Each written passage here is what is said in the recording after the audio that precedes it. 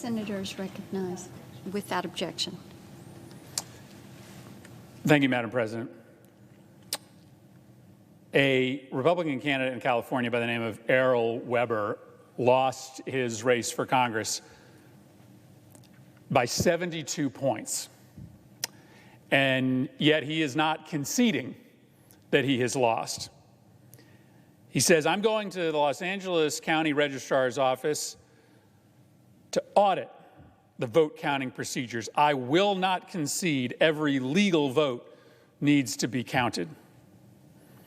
Just up the road in Maryland, a Republican candidate by the name of Kim Klacik lost by 40 points, and she is refusing to concede. She retweeted a post from President Trump in which he claimed that the election was stolen, and she wrote, I beat my opponent on day of and in-person early voting, along with absentee. However, 97,000 mail-in ballots were found in his favor, ? My colleagues, there is an epidemic of delusion that is spreading out from the White House and infecting the entire Republican Party in the wake of this election. And it presents a real threat to this country. President Trump didn't win the election. Every single one of my colleagues knows this. And he didn't just lose, he lost by a pretty substantial margin. He lost by 4.3% of the popular vote, likely around 70 electoral votes when all the counting is done.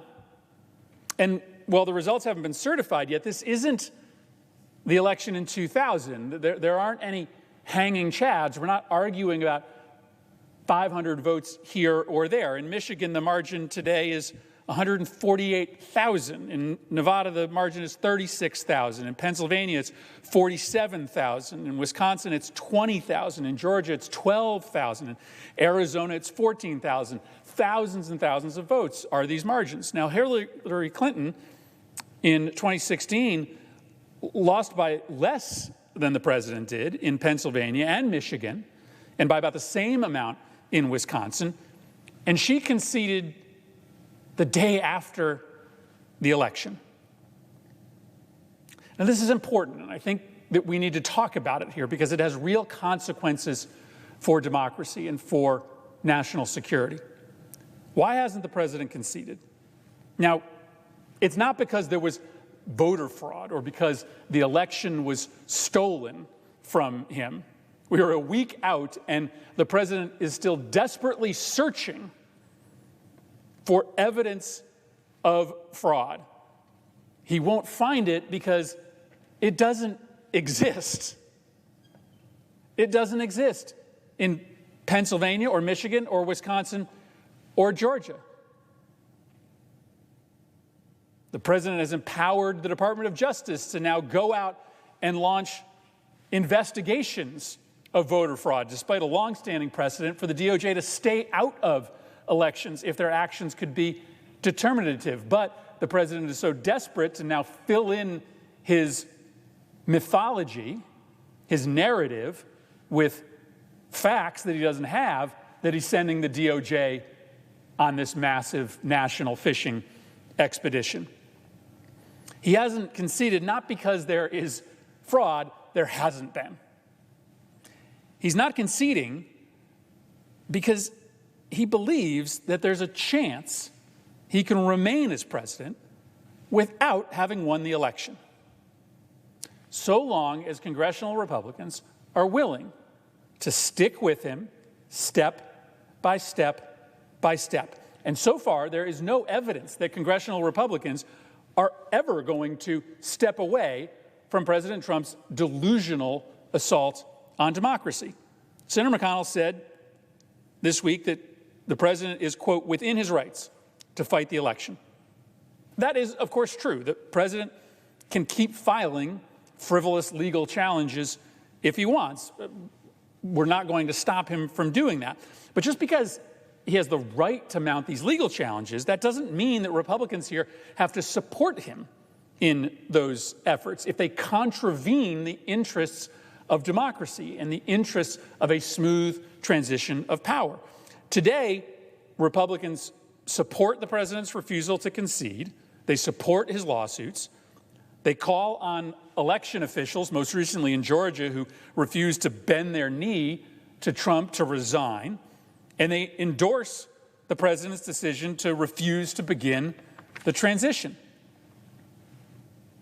Now, this may sort of seem like a sideshow now to the inevitability of a transfer of power, but what's next?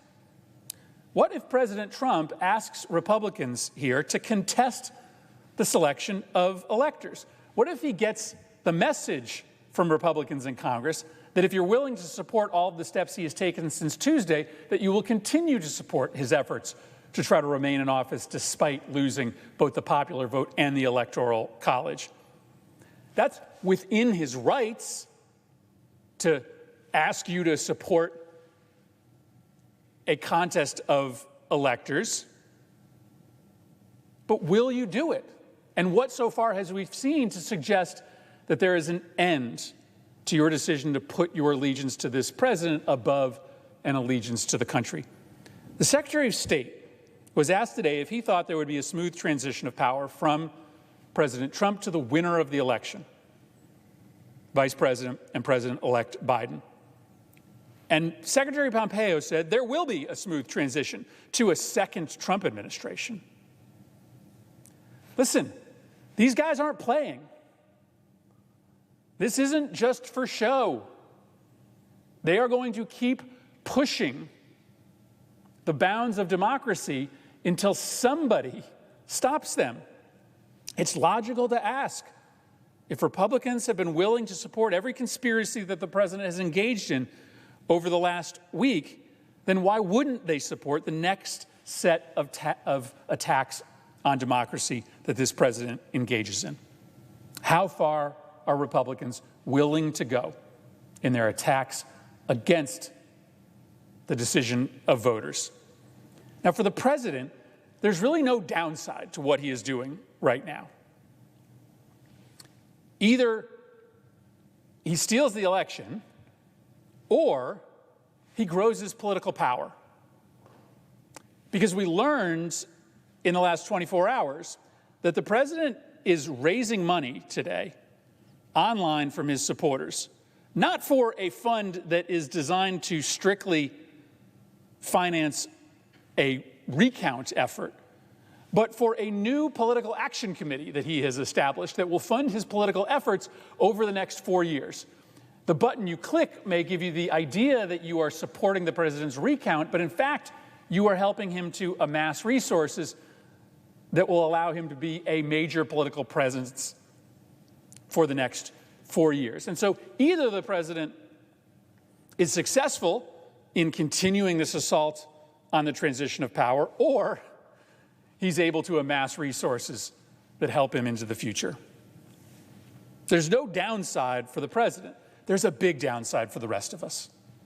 There's a big downside for this country. In the short run, the country's national security is threatened by a messy transition. This has been covered, I think, well today, but traditionally, the president-elect would be able to start getting briefings on national security threats, would start to get access to classified information, would begin to be able to do background checks on individuals that he would like to be part of his national security cabinet. Traditionally, those are amongst the first confirmations that move through this body, are the president's national security team. All of that being delayed by a president who refuses to begin a transition, and a Republican Senate that refuses to put pressure on the president to change his mind. But also, and in some ways more insidious, is the attack on the rule of law and the idea of peaceful transition of power itself. The narrative that President Trump is spreading and that congressional Republicans are facilitating right now, that the election was stolen or rigged, it isn't being